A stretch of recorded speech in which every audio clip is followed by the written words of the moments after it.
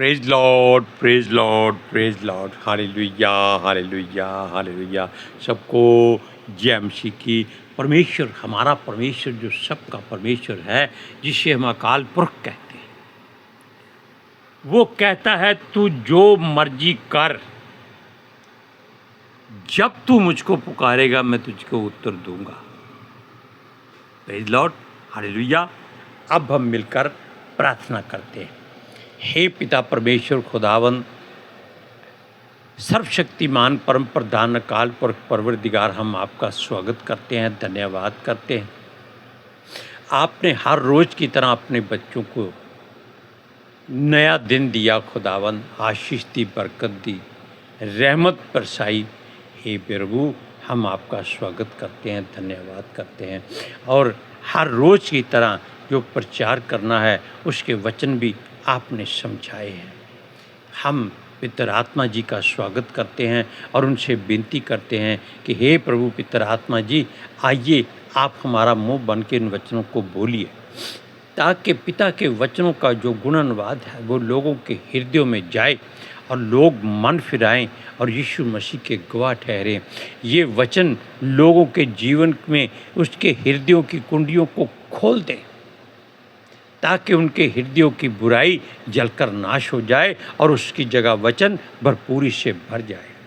मेरी विनती, मेरी प्रार्थना यीशु मसीह के जलाली कदूस जीवित और पवित्र नाम में मांगते हैं, सुनो और कबूल करो, आमीन।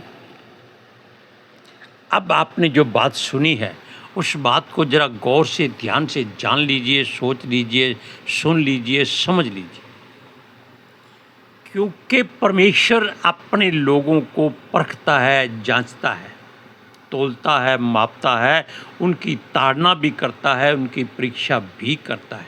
लेकिन वो ऐसी परीक्षा कभी नहीं करता कि जिसमें मनुष्य अपने आप को हताश समझ ले, बेबस समझ ले, लाचार, बेबस और मजबूर समझ ले। नहीं, वो उसका निकास भी देता है। लेकिन वचनों में जो परमेश्वर कहता है उसके कामों को देखो, उसके आश्चर्य कर्मों को जानो कि वो क्या करता है, किसके लिए करता है, क्यों करता है। अब हम आपको पहले एक वचन बताते हैं, अय्यूब की किताब, उसका 5वां अध्याय और उसकी 9वीं आयत में उसने क्या लिखा है। सबसे पहली वचन सुनिए, वह तो ऐसे बड़े काम करता है जिसकी था नहीं लगती। था का मतलब होता है जिसका कोई हमको मालूम नहीं होता, हमारे ख्वाबो ख्याल में नहीं होता, हमारे चित्त में नहीं होता, हमारी किसी पुस्तक में नहीं लिखा होता कि परमेश्वर ये काम करेगा। क्या मिस्र वालों को इस बात की भनक थी कि हमारा परमेश्वर यहोवा उनके देश में ऐसे भयंकर भयंकर आश्चर्य कर्म करेगा जिनसे उनका सारा देश नाश हो जाएगा, उनके पहलौठे मारे जाएंगे और उनके घरों में, नगरों में, सब जगह पर जानवर बरसेंगे और उनके खेतों में आग बरसेगी, उनके पेड़ नाश हो जाएंगे, उनका पानी जो पीने की ज़रूरत का काम करता है वो लहू बन जाएगा। कोई नहीं सोचता, वो किसी को मालूम नहीं होता कि परमेश्वर अगले पल में क्या करेगा। हम पलक झपकते हैं, इसमें कितना वक्त लगता है और इसमें वो पूरी सृष्टि को खत्म कर सकता है। हालेलुया। अब इसकी दूसरी लाइन है, और इतने आश्चर्य कर्म करता है जो गिने नहीं जाते। अब परमेश्वर की किसी बात में लाल पढ़ के देखिए, सोचिए कि वो जो काम करता है उसकी गिनती कहीं नहीं होती। उसने अब्राहम से कहा कि बाहर निकल, रात का समय था, कि तारों को गिन। क्या तू गिन सकता है? ये रेत के जो समुद्र के कण हैं इनको गिन नहीं गिन सकता। तेरी वंश में इतने लोग होंगे, जबकि उसके संतान अभी नहीं हुई थी। अब आप सोचिए कि अब्राहम को कैसे मालूम होगा कि उसकी अंश जो है वो इतनी बढ़ जाएगी, जबकि उसकी पत्नी जो थी वो बाँझ थी। हालेलुया।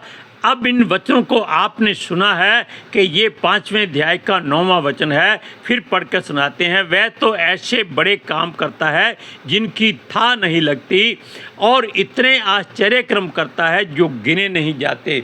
ना तो आप तारों को गिन सकते, ना आप धरती के जीव जंतुओं को गिन सकते हैं, ना आप समुद्र की मछलियों को गिन सकते हैं, ना आकाश के पक्षियों को गिन सकते हैं। क्यों? अगर 10,000 आकाश में उड़ेंगे, आप गिनेंगे तो वो बैठ जाएंगे, 10,000 और उड़ जाएंगे। मछलियां एक बार आपके सामने आएंगी, निकल जाएंगी, उसके सिवाय और आ जाएंगी।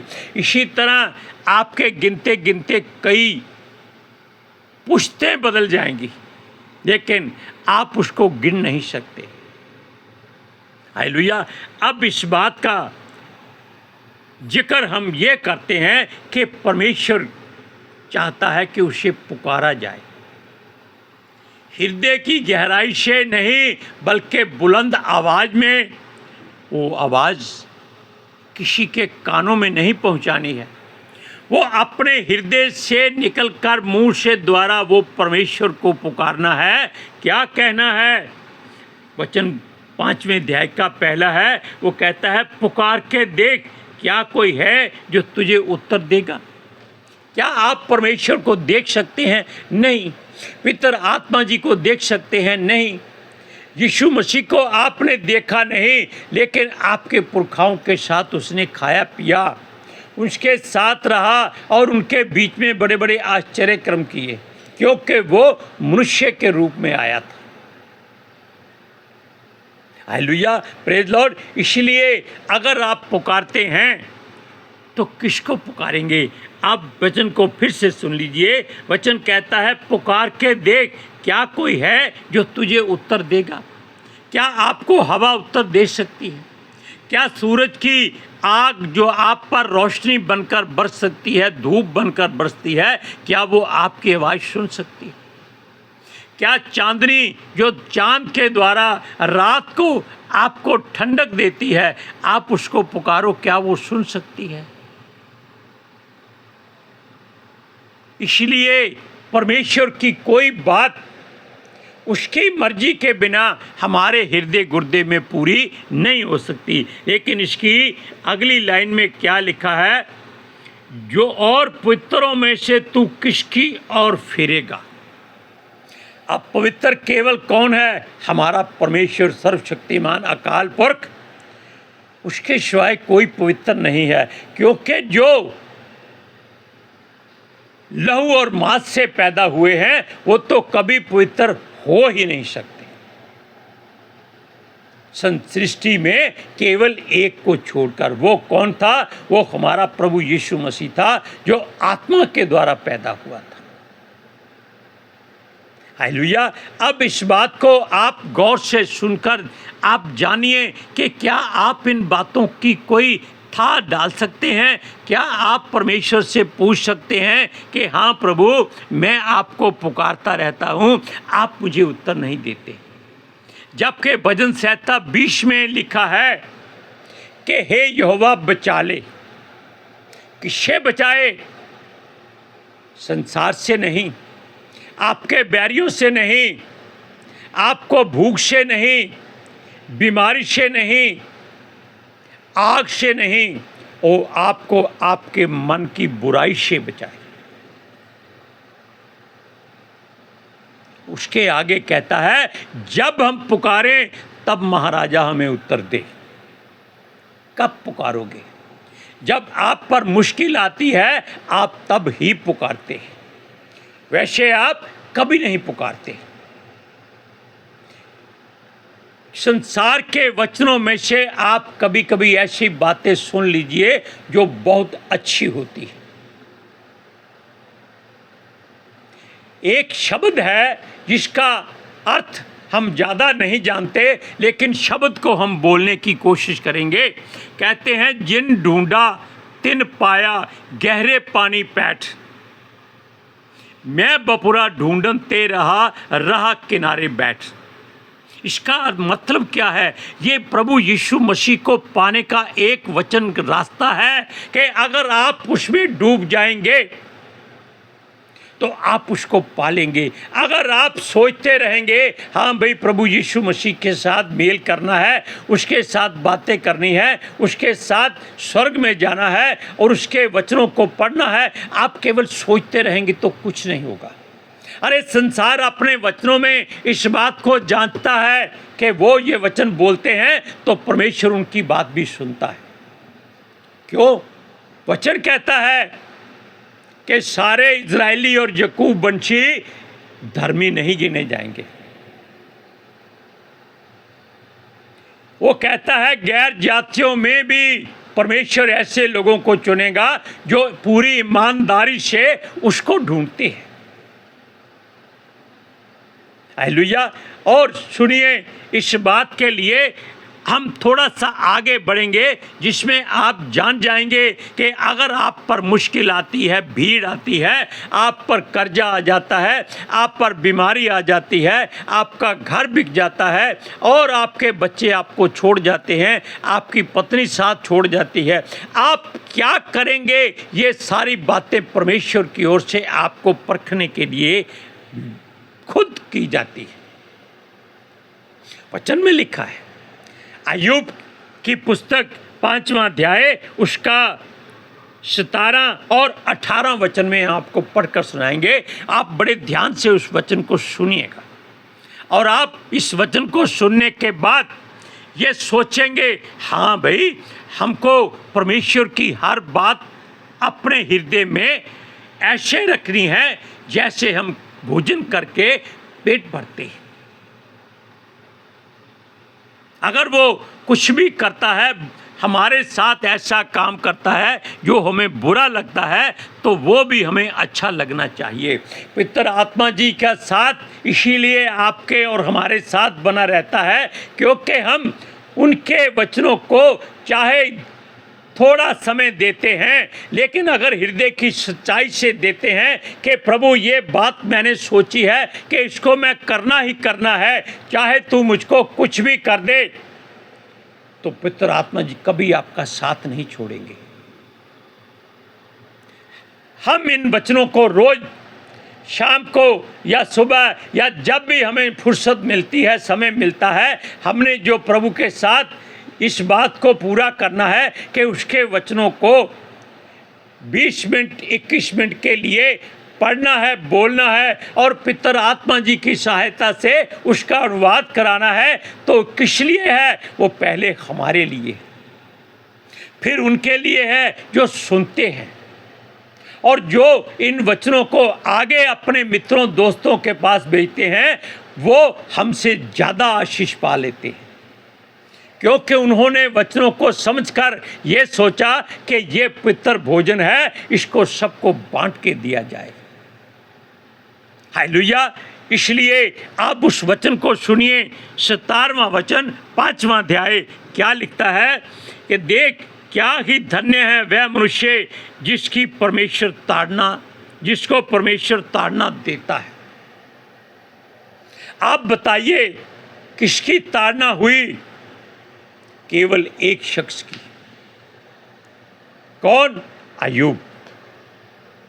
उससे पहले ताड़ना हुई लूत की, लेकिन वो उसकी गलती भी थी कि उसने अपनी पत्नी को अपने हुक्म से क्यों नहीं आगे चलाया कि चल पीछे नहीं देखना, और वो पीछे मुड़ी और नमक का खंभा बन गई। हालेलुया। अब इस बात को पूरा सुन लीजिए। देख क्या ही धन्य है वह मनुष्य जिसको परमेश्वर ताड़ना देता है, इसलिए तू सर्वशक्तिमान की ताड़ना को तुच्छ मत जान। लेकिन एक अय्यूब भी ऐसा शख्स था जिसने परमेश्वर की ताड़ना सहने के बावजूद उसको बुरा नहीं कहा। उसने अपने आप को धिक्कारा, अपने जन्म को धिक्कारा और उस दिन को धिक्कारा जिस दिन वो जन्म लिया था, उस गर्भ को धिक्कारा, लेकिन फिर भी उसने परमेश्वर के विरोध में कोई बात नहीं कही। क्योंकि वो जानता था कि अगर ये परमेश्वर की ओर से है तो इसका निपटारा भी वही करेगा। Hallelujah, praise Lord. इस बात को आप बड़े ध्यान से सोच समझकर जान लीजिए कि अगर आप पर कोई भीड़ आती है, मुश्किल आती है, तो आप मुश्किल समय भी परमेश्वर को देखकर उसमें डूब जाएं, जो वचन संसार का था हमने आपको बताया। उसका मतलब क्या है कि समुद्र में डुबकी लगाई और मोती हासिल किया। हमने अपने प्राण की परवाह नहीं की, लेकिन जो किनारे पर बैठा रहा, भाई मैं डूब जाऊंगा लेकिन मोती चाहिए, डूब जाऊंगा, वो डरता रहा, उसको नहीं मिला।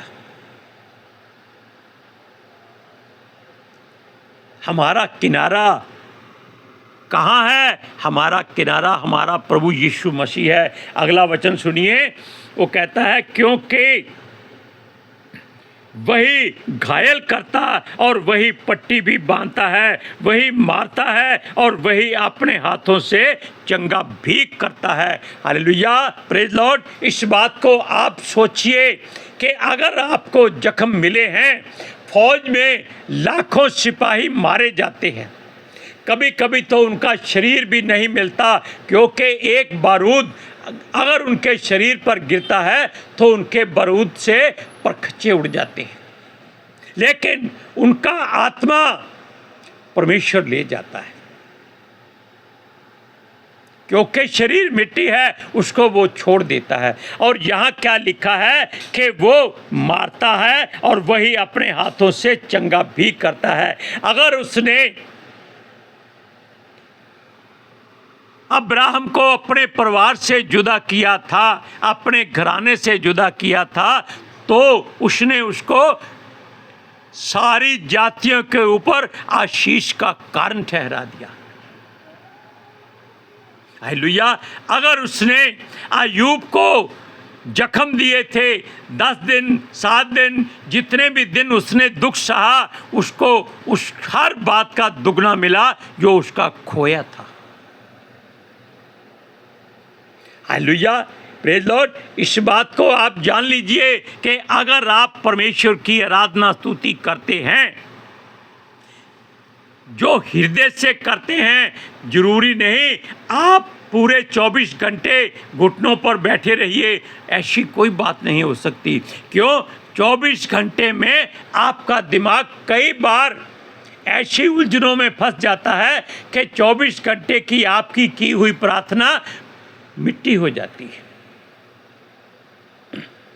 आप प्रार्थना कर रहे हैं, हे प्रभु मुझे पाप और बुराई से बचा, मैं क्या करूं, मैं दुखी हूं, तभी आपका मन किसी ऐसी सुंदरता की ओर हो जाता है जो आपने मोबाइल में या संसार में अपनी आंखों से देखी हो, और व्यभिचार हो जाता है। इस बात से यीशु मसीह बहुत ही घृणा करता है। आपकी प्रार्थना कहाँ जाएगी? किसी काम नहीं आएगी। अगर आप सच्चे हृदय से 5 मिनट का समय परमेश्वर को दे दीजिए कि प्रभु इस 5 मिनट में मेरा दिमाग शून्य कर दे,